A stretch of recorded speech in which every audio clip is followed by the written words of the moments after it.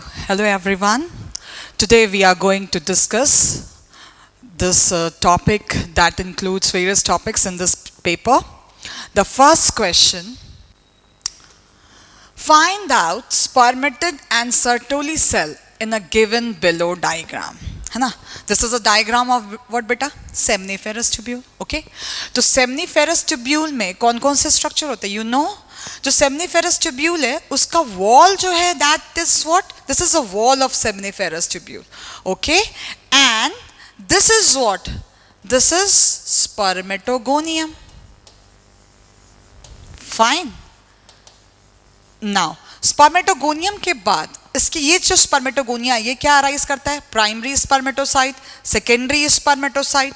Secondary spermatocyte जब undergo करेगा meiosis 2, that forms what? Spermatid, है ना? And what we have to find? Spermatid and Sertoli cell. Sertoli cell is what? It's a nourishment cell. तो Sertoli cell कौन सा कहलाएगा बच्चों यहाँ पे? If we find out, then here it is. This one is Sertoli cell. Sertoli cell. Okay? And what we have to find out? Spermatid. Spermatid जो है उसमें flagellation अभी complete नहीं हुआ है. ठीक है? तो this one is what? Spermatid. And that undergo flagellation and forms what? Spermatozoa. So answer is what? We have answer number 4, that is B and E, spermatid and Sertoli respectively. Okay? Next, going ahead to next question. If the head of cockroach is cut off, it will remain alive for as long as 1 week. क्या ये सही है? Yes. अगर हम cockroach का head cut off कर देते हैं तो ये अलाइव रहता है. Head of cockroach holds only a bit of nervous system, क्योंकि वो बहुत ही small content of nervous system contain करता है, इसलिए ये अलाइव रह जाता है. तो कह सकते हैं this assertion is true and reason जो है इसको करेक्टली एक्सप्लेन कर रहा है. तो answer number 1 is correct. Now next question. Mark the wrong item. What we have to find out, beta? Wrong. In each series and select the correct option. चलिए हम लोग देखते हैं. Spermatocyte, polar body, spermatid, spermatogonium. अब जब हम ये देख रहे हैं तो हम ये देख रहे हैं spermatocyte, spermatid and spermatogonium comprises of what? It's a part of male reproductive system, है ना? ये spermatogenesis का part है. लेकिन polar body is what? It's a part of oogenesis. तो यहीं पे पहला जो ये है ये polar body हो जाएगा. ठीक है. दूसरा endometrium, corpus luteum, acrosome, Graafian follicle. अब देखो बेटा, endometrium, corpus luteum and Graafian follicle ये जो है फीमेल रिप्रोडक्टिव सिस्टम का पार्ट है, लेकिन acrosome it is a tip of sperm. तो ये क्या हो गया? Odd one out. Now vast difference, fallopian tube, epididymis, Cowper's gland. अब यहाँ पे देखिए है तो सारे मेल रिप्रोडक्टिव सिस्टम का पार्ट, लेकिन वास्ट डिफरेंस जो है वो डक्ट सिस्टम ऑफ टेस्टिस है, लेकिन फैलोपियन ट्यूब जो है वो क्या है? ये है फीमेल रिप्रोडक्टिव सिस्टम. नो, सारे के सारे यहाँ पे मेल रिप्रोडक्टिव के पार्ट नहीं है. वास्ट डिफरेंट डक्ट सिस्टम हो गया टेस्टिस का. Fallopian tube is the part of female reproductive system. Epididymis again in male, Cowper's gland again in male. तो ऑड वन आउट जो है वो कौन सा हो जाएगा? Fallopian tube. Now fourth one, testis, prostates, seminal vesicles, Cowper's gland. यहां पे हम बात कर सकते हैं कि टेस्टिस जो है इट्स अ रिप्रोडक्टिव स्ट्रक्चर, ये प्राइमरी सेक्स ऑर्गन है, लेकिन prostate, seminal vesicles, Cowper's gland ये सारे के सारे क्या हैं? ये सारे के सारे एक्सेसरी मेल ग्लैंड है. तो इसमें जो है वो क्या हो जाएगा? टेस्टिस जो है that is odd one out. So we can circle here testis. अब देखो हमारे पास आंसर है. ठीक है, आंसर हमारे पास क्या क्या मिल गया? रॉन्ग ऑप्शन में कौन कौन हो गया? पोलर बॉडी पहला से, तो फर्स्ट से पोलर बॉडी, दूसरा एक्रोसोम, तीसरा फैलोपियन ट्यूब. देखो कहीं पे मिल रहा है हमारे को? Yes, polar body, acrosome, third से फैलोपियन ट्यूब एंड देखो फोर्थ से टेस्टिस. तो आवर आंसर इज 2. तो आंसर 2 इज करेक्ट. ठीक है. चलो नेक्स्ट. अगर हम बात करें identify the given structure and name of the following compound, ये जो स्ट्रक्चर है ये किसको रिप्रेजेंट कर रहा है ना? तो देखो नंबरिंग अगर हम देखें तो 1 2 3 4 5 6, ठीक है? तो ये जो स्ट्रक्चर है ये किसको रिप्रेजेंट कर रहा है? ग्लूकोज। ये हेक्सोज शुगर है ना? हेक्सोज शुगर में ये पायरेनोज रिंग है, रिंग स्ट्रक्चर है, ठीक है, जिसमें 6 कार्बन हो रहे हैं, तो ये क्या हो जाएगा? ग्लूकोज। दूसरा अगर हम इसकी बात करें 1 2 3 4 5, ये कैसा हो गया बेटा? ये है पेंटोज शुगर, और पेंटोज में ये क्या हो जाएगा? राइबोज, ठीक है? तो हमारे पास ऐसा option, first A is glucose, B is ribose, तो आंसर 3 is correct. ठीक है? Now, next. Not all copulations lead to pregnancy. Assertion में दिया हुआ है not all copulation leads to pregnancy. Yes. Fertilization can only occur if the ovum and sperm are transported simultaneously to ampullary isthmic junction. इसलिए why all copulation does not lead to pregnancy? अगर ऐसा नहीं हुआ तो क्या होगा? मतलब कहीं ना कहीं प्रेगनेंसी तभी होगी, कॉपुलेशन तभी सही है जब दोनों कैसे फर्टिलाइज कर रहे हैं? साइमल्टेनियसली। कहां पहुंचे? फर्टिलाइजेशन साइट पे। ये जो एम्पुलरी इस्थेमिक जंक्शन है, this is what? This is a fertilization site, ठीक है? सो हम कह सकते हैं कि असर्शन जो है वो उसको रीजन करेक्टली एक्सप्लेन कर रहा है, ठीक है? So A and R both are true and R is the A is the correct explain by R, तो आंसर 1 इज करेक्ट, ठीक है? क्योंकि यहां जो भी असर्शन है वो रीजन के द्वारा करेक्टली एक्सप्लेन्ड है। Now, Ramachandran plot, Ramachandran plot जो है बेटा ये नाम पे ही देखो दिया हुआ है, साइंटिस्ट के नाम पे ही है, GN रामाचंद्रन ने ये बताया था। और ये किसके बारे में बताया था? प्रोटीन के स्ट्रक्चर को एक्सप्लेन करने के लिए, ठीक है? तो use to confirm of what? Protein, तो answer 2। It's a direct based question, तो answer 2 is correct because it determines structure of protein. What is true for an ideal contraceptive? अब आइडियल कॉन्ट्रासेप्टिव के क्या क्या फीचर हो सकते हैं, ठीक है? It should be user friendly, है ना? User friendly, yes. It should be, यहां मार्क कर सकते हैं, यहां पे विजिबल होगा। It should be easily available, yes. It should be effective and reversible with least side effect, yes. It should be interfering in coitus, no. अगर ये coitus में इंटरफेयर कर रहा है, coitus means what? Sexual intercourse, तो ये it's not a ideal है contraceptive. It should be expensive and effective, no, ठीक है? तो हमारे पास ऑप्शंस में क्या क्या करेक्ट होने चाहिए, हमको करेक्ट ऑप्शन ही फाइंड आउट करना है। तो 1 2 3, 1 2 3, सो यहां पे आंसर नंबर 3, ये तीनों ऑप्शंस जो हैं वो तीनों स्टेटमेंट जो 1 2 3 में गिवन है वो अप्रोप्रिएटली करेक्ट है, but 4 and 5 is not correct, so we have answer number 3. Now, assertion given here is enzymes slower down the activation energy of the reactant molecule to make its transition into product easier. ठीक है, ये तो सही बात है कि enzyme जो है वो लोअर करता है एक्टिवेशन एनर्जी को, है ना, जिससे कि जल्दी से वो ट्रांजिशन स्टेट को अचीव कर ले और प्रोडक्ट जल्दी बन जाए, है ना? करेक्टली करेक्ट है। Enzymes are highly substrate specific catalyst, reason भी करेक्ट है कि भाई एंजाइम जो है हाईली सबस्ट्रेट स्पेसिफिक कैटलिस्ट होता है, लेकिन यहाँ पे ये एक्सप्लेन नहीं कर रहा है। Both statement are correct but reason not correctly explain assertion. So answer number 2 is correct.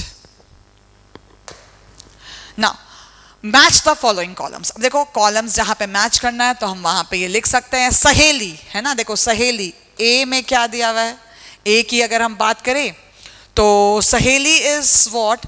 ये एक ओरल कॉन्ट्रासेप्टिव पिल है जो क्या प्रिवेंट करता है? ओव्यूलेशन एंड इम्प्लांटेशन, तो ए का 2 सही है। डायफ्राम जो है एक बैरियर मेथड है, तो उसका काम क्या है? Prevent sperms from reaching the cervix, तो बी का हम 3 बोल सकते हैं। नाउ स्पर्मिसाइड्स, साइट्स मतलब टू किल, किसको किल करना? स्पर्म को। तो स्पर्मिसाइड्स जो है वो स्पर्म किलिंग एजेंट हो गए, है ना।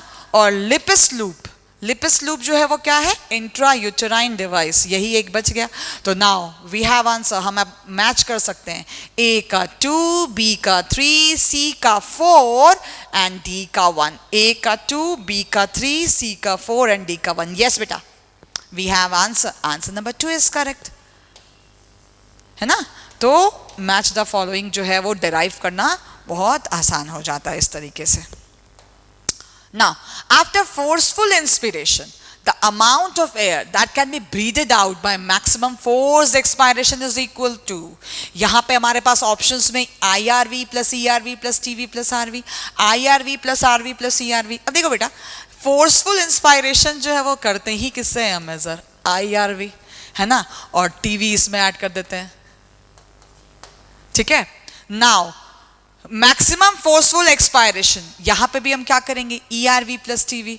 तो यहां पे एक ऐसा ऑप्शन है IRV plus TV plus ERV, है ना। ये क्या कहता है?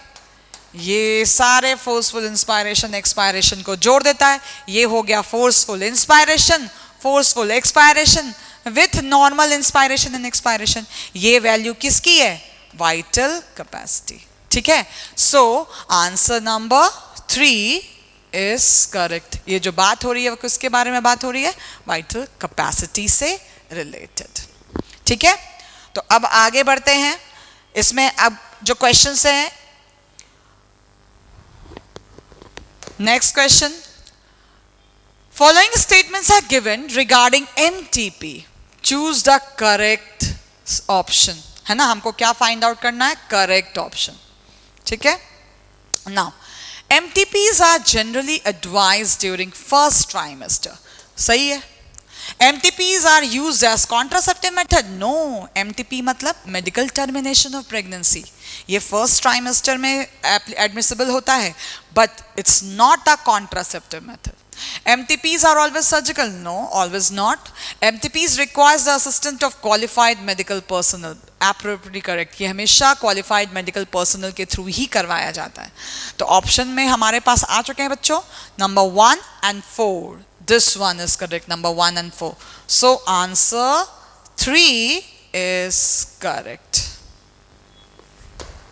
Now when you hold your breath, which of the following gas changes in blood would first lead to the urge to breathe, है ना। अगर हम अपना ब्रीथ होल्ड कर रहे हैं तो कौन सा गैस चेंज अगर ब्लड में हो तो हम अर्ज करते हैं ब्रीथ के लिए? Falling CO2 concentration, rising O2, falling O2, rising CO2। Oxygen का लेवल घटने बढ़ने से फर्क तो पड़ता है, लेकिन ज्यादा फर्क किससे पड़ता है बेटा? CO2 का कंसंट्रेशन बढ़ने से। हम ज्यादा से ज्यादा कोशिश करते हैं ब्रीथ करने की, ठीक है। So answer rising CO2 concentration, है ना, ये हमारे ब्रीदिंग के अर्ज को इंक्रीज करता है। तो answer 4 is correct. Now a gas gene locus has 2 alleles, एक जीन है, उस लोकस के 2 अलील हैं, capital A and small a। तो कैपिटल A रिप्रेजेंट्स व्हाट बेटा? Dominant Aleel, small a represent recessive Aleel. If the frequency of dominant Aleel capital A is 0.4, चलो हमारे पास frequency है, फ्रीक्वेंसी को हम कैसे रिप्रेजेंट करते हैं? P से। डोमिनेंट अलील की फ्रीक्वेंसी है 0.4, ठीक है। सो Q की वैल्यू हम निकाल लेते हैं, Q स्मॉल a की वैल्यू क्या हो जाएगी? We know through Hardy-Weinberg law that P plus Q is equals to 1. So P है 0.4, so Q की वैल्यू क्या हो जाएगी? 1 minus 0.4 यानी कि 0.6। अब देखो 1 by 1, अब हमको क्या देखना है? देखो, तो सबसे पहले हमको निकालना है फ्रीक्वेंसी ऑफ होमोजाइगस डोमिनेंट। अगर हम फ्रीक्वेंसी ऑफ होमोजाइगस डोमिनेंट देखें तो इसका फ्रीक्वेंसी क्या हो जाएगा? P स्क्वायर, ठीक है। तो P की वैल्यू भी है 0.4, तो 0.4 का स्क्वायर क्या हो जाएगा? 0.16, ठीक है।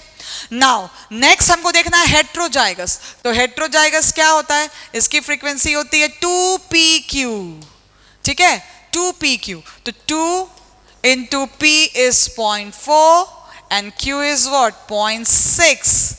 तो कितना वैल्यू हो जाएगा? 6 was 24 into 48, 0.48 है ना. And next one is what? Homozygous recessive individual. Homozygous recessive individual को कैसे represent करते हैं? Small a, small a. इसकी frequency क्या हो जाएगी? Q square. So we have the value 0.6 put here. And इसका square is what? 0.36. Now we have the answer. है ना? Now we can extract the answer. Capital AA यानी कि homozygous 0.16, heterozygous 0.48 and homozygous recessive 0.36. So we have answer 2. So answer number 2 is correct. है ना? देखिए हमने बना लिया यहाँ पे. Answer number 2 is correct. Okay? चलिए 149. Thoracic chamber which contain lung is anatomically an airtight chamber. Yes, correct. है ना? लंग कहाँ रिप्रेजेंट रहता है? कहाँ है? thoracic chamber में, है ना? Change in the volume of thoracic cavity does not affect the pulmonary cavity. ऐसा होता है क्या? thoracic cavity के वॉल्यूम में चेंजेस होता है. That उसी के कारण तो क्या होता है? इनहेलेशन या एक्सहेलेशन, है ना? तो ये बोल रहा है कि change in volume of thoracic cavity does not affect. Wrong. वो अफेक्ट करता है. ठीक है? तो हम बोल सकते हैं we have a statement number 1 correct, true, and a statement 2 is false. So we have the answer. Answer 2 is correct. ठीक है? Now the diagram given here shown the skull of two different mammals. Choose the most appropriate difference between A and B. देखिए बेटा, ये diagram जो NCERT से है, ये हम देख सकते हैं कि ये किसका डायग्राम और ये किसका डायग्राम. जिस डायग्राम के अकॉर्डिंग हम बता सकते हैं कि जो A डायग्राम है वो एप के स्कल का है और जो B डायग्राम है वो ह्यूमन स्कल का है. ठीक है? ऑप्शन देखिए. Skull A has more teeth than skull B. Skull A has more brain capacity than skull B. Skull A is of human and skull B is of ape, of an ape. Skull A is of an ape and skull B is of human.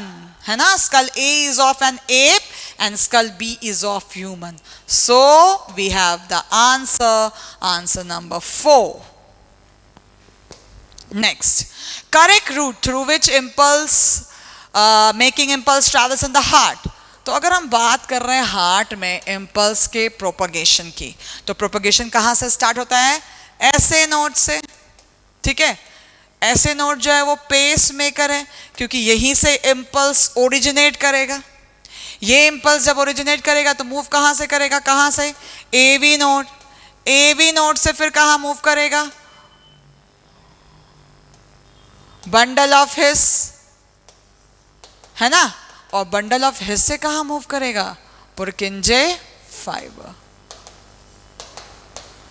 ठीक है? ऐसे node कहां located होता है? In right atrium. ठीक है? जब वो मूव करेगा तो एवी नोड कहां पे लोकेटेड है? हमको नाम से ही समझ में आ रहा है. अट्रियो वेंट्रिकुलर चैम्बर पे प्रेजेंट होता है. That's why atrio ventricular node. And then bundle of His जो किस पे रहता है? इंटरवर्टिब्रल सेप्टा के ऊपर. एंड देन पुरकिंजे फाइबर जो वेंट्रिकुलर वॉल के ऊपर रहता है. तो ये ऑर्डर है बच्चों. अब देखिए ऐसा ऑर्डर इसमें कहां पे है? ऐसे नोड टू दिस, ऐसे नोड है. यस, देखिए यहां पे एक और ऑप्शन है, हार्ट मसल. पुरकिंजे फाइबर से फिर हार्ट मसल्स में चला जाएगा. तो आंसर नंबर 2, ऐसे node to AV node, bundle of His, Purkinje fibres, then heart muscle. Next, अब देखिए यहां पे कॉलम मैच करना है होमिनिड का with their cranial capacity. CC represent cranial capacity. जैसे जैसे साइज बढ़ता जाएगा ब्रेन का तो क्रेनियल कैपेसिटी भी बढ़ती जाएगी. तो हम पहले वो ऑर्डर देखेंगे जो पहले आया है ना. ह्यूमन के इवोल्यूशन में पहले कौन आया बच्चों? होमो हैबिलस. वो ऑर्डर अगर हमने यहाँ देख लिया तो क्रेनियल कैपेसिटी उसी के अकॉर्डिंग बढ़ती जाएगी. होमो हैबिलस में कम, देन यहाँ पे जो ऑप्शन गिवन है उसी के अकॉर्डिंग हम बात करेंगे. Then Homo erectus, then Homo neanderthalensis, and then Homo sapiens. ठीक है? तो अब देखो यहां पे जो ऑप्शन है तो होमो हैबिलस कितना हो जाएगा 650 से 800 सीसी, ठीक है। उसके बाद होमो इरेक्टस है तो होमो इरेक्टस में कितना होना चाहिए 900 सीसी, ठीक है। उसके बाद निएंडरथैलेंसिस आया है तो कितना होना चाहिए 1400 सीसी, एंड लास्ट में होमो सेपियंस है तो कितना होना चाहिए 1450 सीसी, ठीक है। So now we can extract the answer A का 3, ठीक है, ए का 3, बी होमो इरेक्टस हो जाएगा, सी का 900, सी का 1, सो निएंडरथैलेंसिस दिया हुआ है बी में तो बी का हो जाएगा 4, है ना, एंड डी का हो जाएगा बच्चों 2। देखिए ए का 3, बी का 4, सी का 1, डी का 2, यस, ऑप्शन नंबर 2। देख लीजिए ए का 3, बी का 4, सी का 1, डी का 2। सो आंसर 3 इज करेक्ट, ठीक है। Next, formed elements constitute 45% the blood and rest 55% is constituted by plasma. Correct statement. The formed elements mainly present in the human blood are erythrocyte, leukocytes and platelets. Correct option. हमको निकालना है क्या है correct. यहाँ पे दोनों statement correct है तो both statements are correct. Answer 1 is correct. Assertion given here, antibody mediated immune response is provided by B cell. बिल्कुल सही बात है, B lymphocyte का काम ही क्या है एंटीबॉडी का प्रोडक्शन, ठीक है। So antibody mediated immune response is provided by B cell. Now reason given, B cell work chiefly by secreting substances called antibodies into the body fluids. Yes, है ना, इसका काम है, वो जो कहानी लिखी है यहाँ पे असर्शन में वो रीजन के द्वारा एक्सप्लेन है कि B सेल ही वो क्या निकालता है, वो सब्सटेंस सिक्रीट करता है जिसका नाम क्या होता है एंटीबॉडी में। Correctly explain, so answer 1, we have answer 1। Both assertion and reason are correct and reason जो है वो correctly explain कर रहा है एक। Next question, again match of the following बेटा। न्यूट्रोफिल्स, देखो यहाँ न्यूट्रोफिल्स जो है कितना होता है 62 65%, 5 हो गया। चलो बी जो है बेजोफिल्स कितना होता है, सबसे कम बेजोफिल्स ही होता है ना, तो हो गया 0.5 to 1%। मोनोसाइट्स जो है वो कितने हैं, देखो इसमें 20 से 25%, 2 to 3%, 6 to 8, कितना हो जाएगा मोनोसाइट 6 to 8%, ठीक है। नाउ इओसिनोफिल, बेजोफिल के बाद जो सबसे कम होता है वो इओसिनोफिल होता है, तो डी का क्या हो जाएगा 2, यानी कि 2 to 3%। और लिम्फोसाइट जो है वो कितना हो जाएगा 20 से 25%। चलिए देखिए हमारे पास आंसर आ चुका है, ए का 5, बी का 4, सी का 3, एक डी का 2, ई का 1। यस, ऑप्शन नंबर 1, पहले लग रहा था कि ऑप्शन नंबर 2 है, बट देखो सी का 3 होना चाहिए 2 नहीं, तो ए का 5, बी का 4, सी का 3, डी का 2 एंड ई का 1। सो आंसर 1 जो है वो करेक्ट है। Now which of the following statements given below correct, हमको correct देखना है, ठीक है। अब देखो statement 1, secondary lymphoid organ include lymph nodes, spleen and small masses of lymph tissue such as Peyer's patches, appendix and tonsils। सही है, ये सारे secondary lymphoid organ है, ठीक है ना। Peyer's patches कहाँ रहता है, small intestine के अंदर, है ना। appendix कहाँ है, cecum के पास, large intestine, tonsils, ये सब क्या है secondary lymphoid organ। Now statement 2, secondary lymphoid organ provide the site। yes, primary lymphoid organ का काम क्या है, वो प्रोडक्शन करते हैं lymphocytes का, लेकिन secondary lymphoid organs क्या करते हैं, site for interaction of lymphocyte with the antigens। तो यहाँ पे क्या हो जाएगा, both statement are true, so answer 1 वो correct हो जाएगा, both statement true। Choose the mismatched part of nephron with its function, है ना।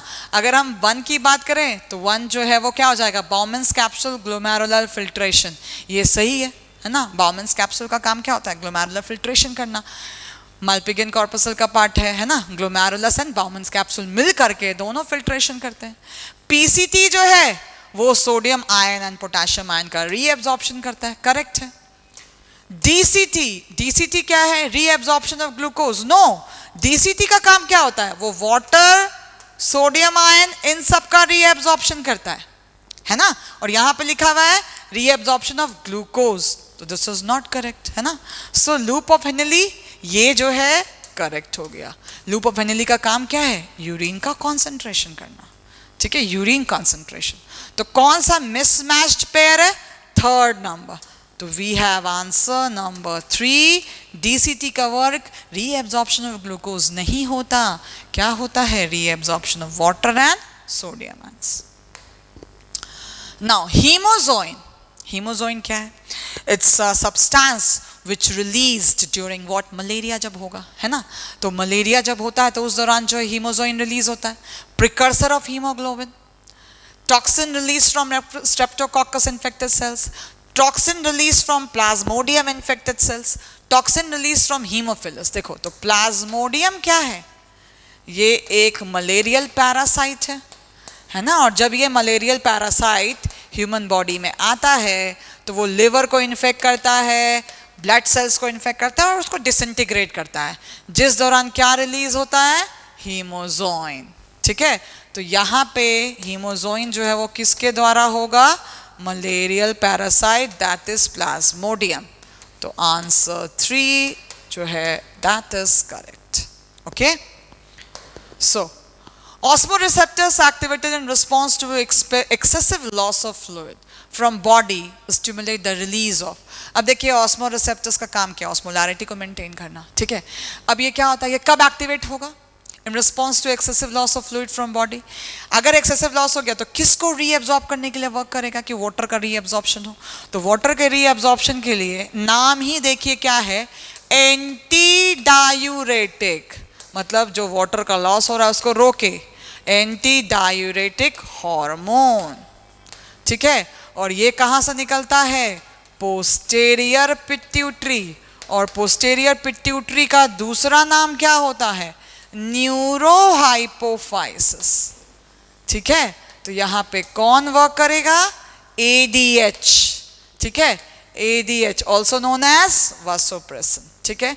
तो ADH फ्रॉम न्यूरोहाइपोफाइसिस। तो आंसर 1 यही उसको रीअब्सॉर्ब करेगा DCT के अंदर, ठीक है। पोस्टीरियर पिट्यूटरी से आता है इन DCT, kidney tubule, distal कन्वॉल्यूटेड tubule. Now next, study the given figure carefully and select the correct statement। हमको क्या पता लगाना है? करेक्ट, ठीक है। अब देखिए, it represents typical agarose gel electrophoresis. हमको ये दिख रहा है बच्चों कि ये जेल इलेक्ट्रोफोरेसिस हो रहा है ना। यहाँ पे ये डिफरेंट, ये जो खांचे हैं, ये खांचे क्या रिप्रेजेंट कर रहे हैं? वेल, ये एगरोस में ये जो खांचे हैं, दिस रिप्रेजेंट्स वेल। इसी में DNA सॉल्यूशंस जो है वो डाला हुआ है ना। अब DNA सॉल्यूशंस डाला हुआ है तो जो पहला वाला जो लेन है, ये लेन 1 2 3 4, इस लेन में देखिए यहाँ पे जो DNA है वो सिर्फ यहीं पे प्रेजेंट है, आगे नहीं बढ़ा है। यानी कि ये कौन सा पोर्शन हो गया? अनडाइजेस्टेड, क्योंकि उसमें DNA सॉल्यूशन है तो ये अनडाइजेस्टेड हो गया। बाकी लेन्स में क्या हो रहा है? DNA जो है वो आगे बढ़ रहा है ना, इस तरह से। तो ये सब कैसे पार्ट हो गए? Digested DNA। अब जो भी ये मूवमेंट हो रहा है, ये मूवमेंट किसके अकॉर्डिंग हो रहा है? Depending on their size. तो यानी कि जो लार्जर DNA फ्रेगमेंट होगा वो ज़्यादा मूव नहीं करेगा, जो स्मॉलर DNA फ्रेगमेंट होगा वो बहुत कम मूव करेगा, वो ज़्यादा से ज़्यादा लंबा मूव करेगा। लार्जर वाला ऊपर की तरफ ही रह जाएगा और स्मॉलर वाला मूव करते हुए आगे की तरफ बढ़ेगा। यानी कि जितना जो नीचे मिल रहा है उसमें वो सबसे ज़्यादा स्मॉलर DNA फ्रेगमेंट्स है, ठीक है। तो अब देखिए हमारे पास जो ऑप्शन है, it represents typical agarose gel electrophoresis showing differential migration of DNA fragments. Correct. Lane 1 contain undigested DNA fragments, हमने देख लिया लेन 1 अनडाइजेस्टेड है। Lane 2 to 4 contain digested DNA fragments, correct है बेटा, है ना। Smallest DNA bands are present at A position. अच्छा, अब यहाँ पे मान लो जो A और B बोल रहा है, तो A और B में A जो होगा वो क्या होगा? लार्जेस्ट DNA फ्रेगमेंट्स, और B जो है वो स्मॉलेस्ट DNA फ्रेगमेंट्स। तो यहाँ पे ये वाला जो स्टेटमेंट है ये गलत हो जाएगा, ठीक है। तो यानी कि 1 2 3, ये करेक्ट है। तो आंसर 4 इज करेक्ट। यहां पे ये रिवर्ट हो गया, स्मॉलेस्ट के बदले लार्जेस्ट होना चाहिए था। Largest DNA bands are present at A and smallest DNA present at B, तो यहाँ पे जस्ट रिवर्स कर दिया गया है। ठीक है, next assertion given, hemodialysis is used to clean the excretory products generated from blood. सही है। Dialyzing fluid has same composition as that of plasma except nitrogenous waste. सही है। Both statement are correct, है ना, both statement are correct, लेकिन as such कोई explanation जो है वो नहीं मिल रहा है। So we can say answer 2 जो है वो करेक्ट हो जाएगा। नाउ यहां पे हम लिख सकते हैं बच्चों आंसर 2, यस लिख दिया हमने। नाउ अब अगेन मैच द फॉलोइंग है, match the following. Isolation of purified DNA, देखिए अब यहां पे हम लोग फिर से उस तरह से कॉलम बना सकते हैं। देखिए आइसोलेशन ऑफ प्यूरिफाइड डीएनए हम किस प्रोसीजर के थ्रू करते हैं? Restriction enzyme, gel electrophoresis, chill ethanol और पीसीआर। तो डीएनए फ्रेगमेंट जो है वो इलेक्ट्रोफोरेसिस के थ्रू होता है, लेकिन यहाँ पे प्यूरिफाइड डीएनए की बात हो रही है, तो ये किसके थ्रू होगा? चिल्ड एथेनॉल के थ्रू। ठीक है, now cutting of DNA at specific site, वो कौन करता है? रेस्ट्रिक्शन एंजाइम, उसका नाम ही है मॉलिक्यूलर सीजर, तो जो डीएनए को स्पेसिफिक साइट पे कट करेगा। आइसोलेशन ऑफ डीएनए फ्रेगमेंट्स, अभी जस्ट मैंने बात करी, वो किस प्रोसीजर के थ्रू होगा? जेल इलेक्ट्रोफोरेसिस, जिसका पहले आपने डायग्राम भी देखा था। एम्प्लीफिकेशन ऑफ जीन, वो किसके द्वारा हो रहा है? पीसीआर, नाम में छुपा है, PCR means polymerase chain reaction. So A का 3, बी का 1, सी का 2, डी का 4। देख लीजिए बच्चों, ए का 3, बी का 1, सी का 2 एंड डी का 4, ऑप्शन नंबर 2। तो आंसर 2 इज करेक्ट। नेक्स्ट, ये diagram again taken from NCERT, है ना। देखिए ए जो है, ए क्या रिप्रेजेंट कर रहा है? ये मायोसिन का हेड है ना, तो मायोसिन का हेड में A represents actin binding site, B represents, B में क्या रहता है? ATPase enzyme, ATP binding site. ठीक है, सी रिप्रेजेंट्स, सी जो है वो क्या रिप्रेजेंट कर रहा है? हेड। और डी पूरा का पूरा क्या रिप्रेजेंट कर रहा है? Cross arm. ठीक है, तो इसके अकॉर्डिंग जो है हमारे पास option number 1, yes, actin binding site, ATP binding site, head and cross arm.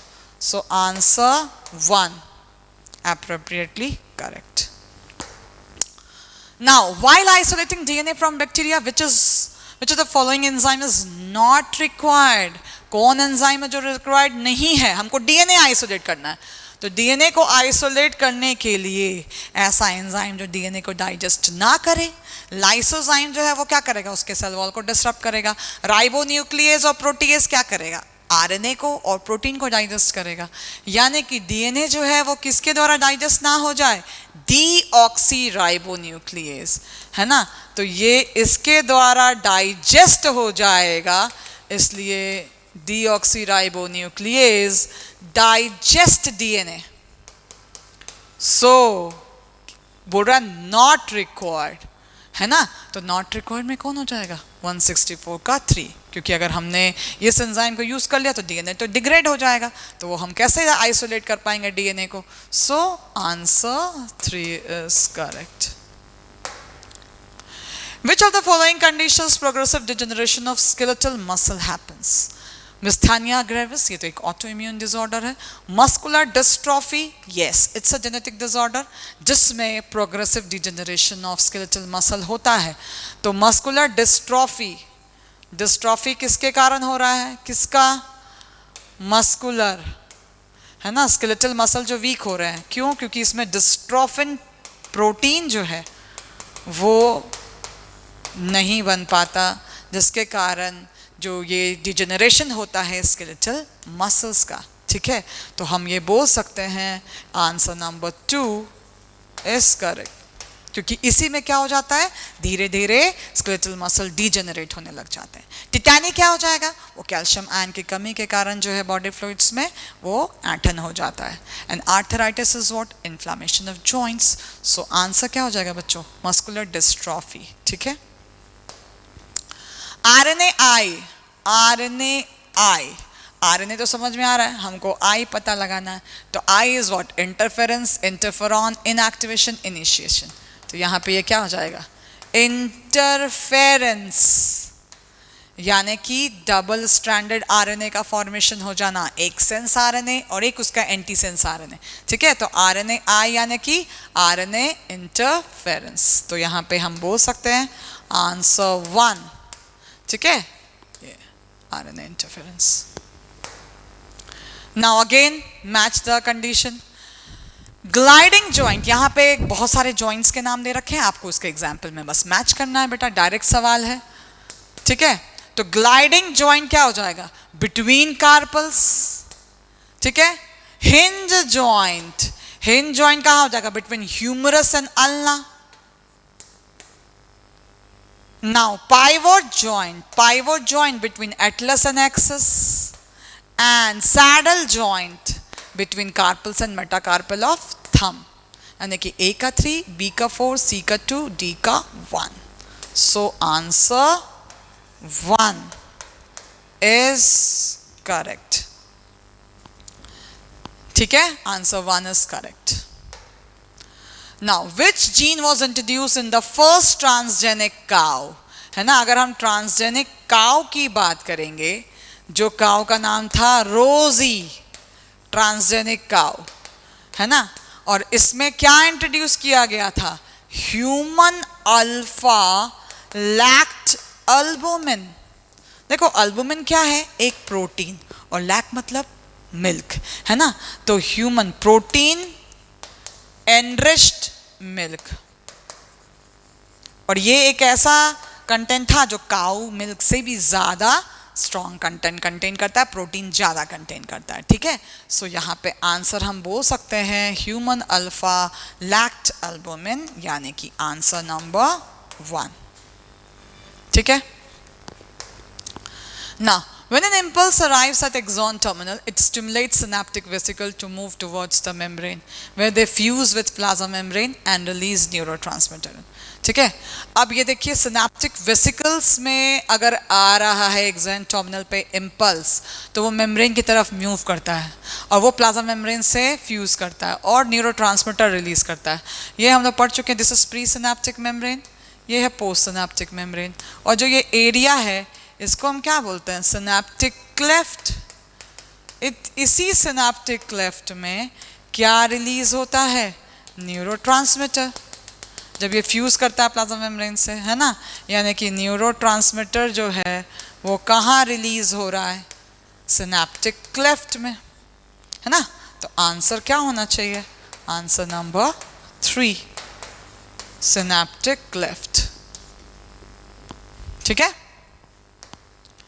Now gene therapy, gene therapy का मतलब ही क्या है, ए मैच करिए, इसका मतलब ये बेटा डायरेक्ट आंसर गिवन है, effort to replace non functional gene, जो जीन सही नहीं है उसको करेक्ट करना, है ना, तो replace non functional gene.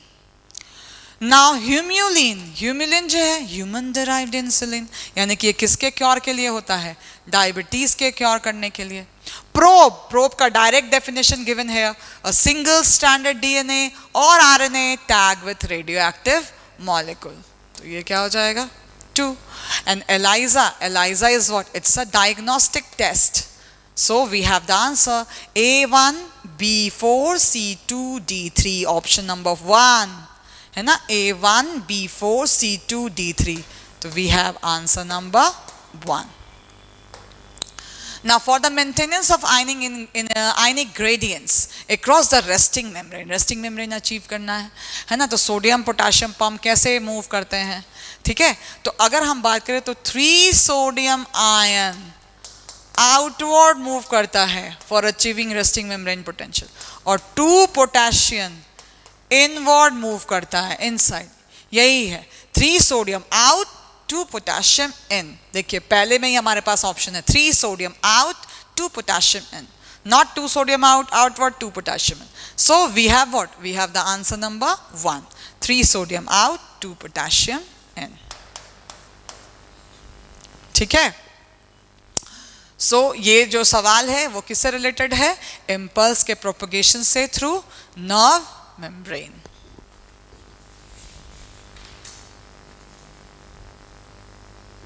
Next देखते हैं बेटा सवाल। Members of phylum arthropoda have balancing organ. देखिए बेटा डायरेक्ट है आपके पास बैलेंसिंग ऑर्गन, जब भी है वो क्या है, उसका नाम होता है स्टैटोसिस। ठीक है, बैलेंसिंग ऑर्गन इज स्टैटोसिस। ठीक है, तो यहाँ पे आर्थ्रोपोडा में बात कर रहा है तो आंसर क्या हो जाएगा? Statocyst is the answer. This is balancing organ. Now, which of the following structure or reason is incorrectly paired with its function? Incorrectly paired. Hypothalamus, production of releasing hormones, yes, and regulation of temperature, hunger, thirst. बिल्कुल सही. Limbic system consists of fiber tracts that interconnect different regions of brains. It does not control movement. It controls what? Emotional behavior, sexual behavior, memory, learning. उसको comprise करता है, जिसके अलग अलग organs है, amygdala, hippocampus, ये सब मिल करके एक system बनाते हैं limbic system.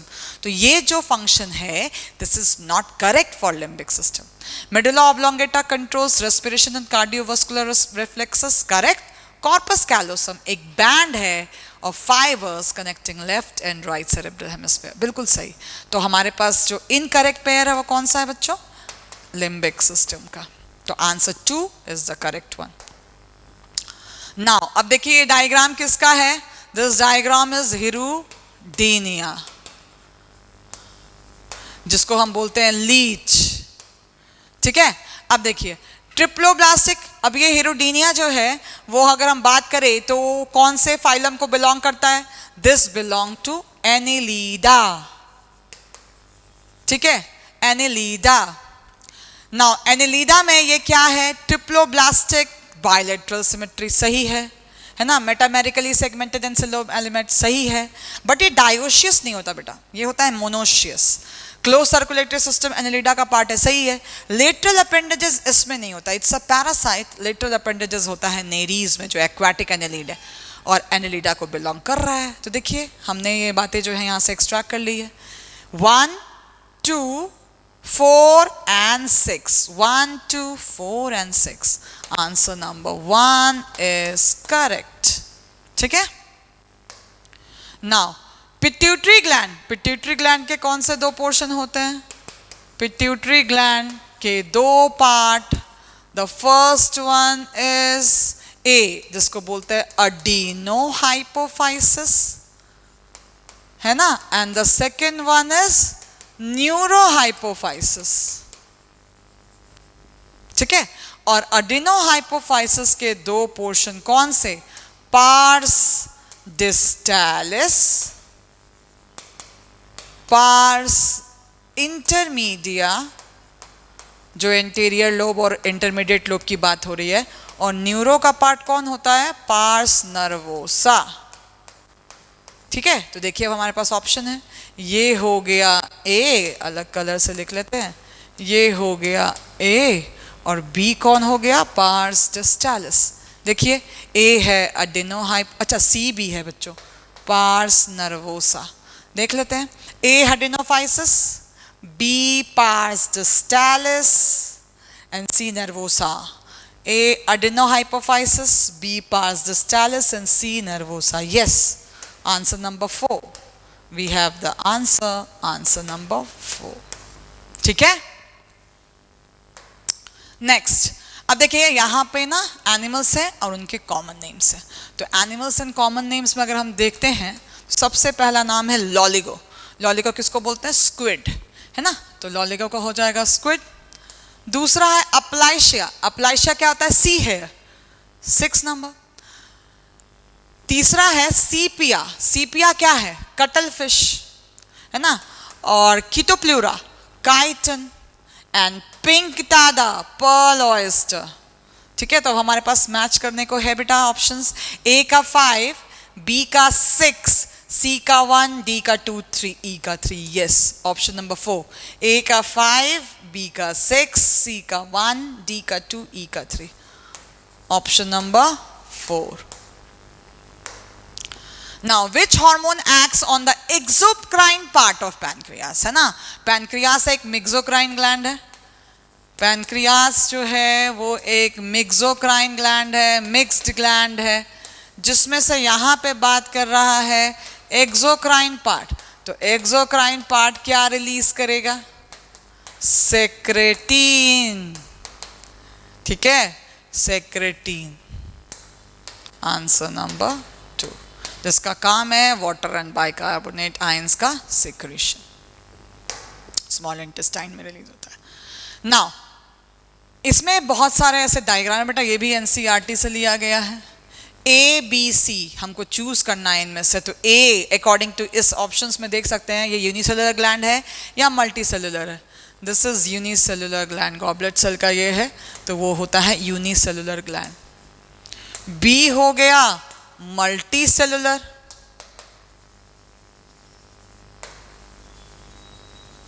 ठीक है, और सी हो गया मल्टी लेयर्ड. ठीक है, तो A unicellular, B multi cellular और C multi layered. Option number 3, answer 3. ठीक है, this is correct. Now diabetes mellitus is caused to prolong hyperglycaemia. Hyperglycaemia मतलब more glucose level in blood, more glucose in blood. तो वो किसके कारण हो रहा है? Diabetes mellitus is caused to prolong hyperglycaemia. सही बात है, अगर ज़्यादा से ज़्यादा ग्लूकोज लेवल ब्लड में बढ़ेगा यानी कि इंसुलिन की कमी हो जाएगी, जिसके कारण क्या होता है? डायबिटीज मेलिटस, है ना. ये due to deficiency of insulin. ठीक है, और diabetes insipidus is caused to deficiency of insulin. No, यहाँ पे इंसिपिडस लिखा हुआ है, this is wrong, this is correct. Mellitus मतलब इसमें इंसुलिन की कमी हो गई है तो हाइपरग्लाइसीमिया हो गया. ठीक है, और यहाँ पे डायबिटीज इंसिपिडस जो है वो किसके कमी से होता है? एडीएच की कमी से होता है ना. और यहाँ पे क्या लिखा हुआ है? इंसुलिन. तो statement 1 is correct and statement 2 is false. तो स्टेटमेंट जो 1 and 2, yes, statement 1 is true and statement 2 is false. Answer number 3. Now, in frog, sensory papillae, taste buds and nasal epithelium are dash, while eyes and internal ears are well organized. तो ये क्या हो जाएगा? Cellular aggregation around nerve endings. Sensory papillae, taste buds and nasal epithelium are cellular aggregations around nerve endings. तो इसका answer हो जाएगा answer number 2. Just go through these solutions. All the best for your next. Thank you.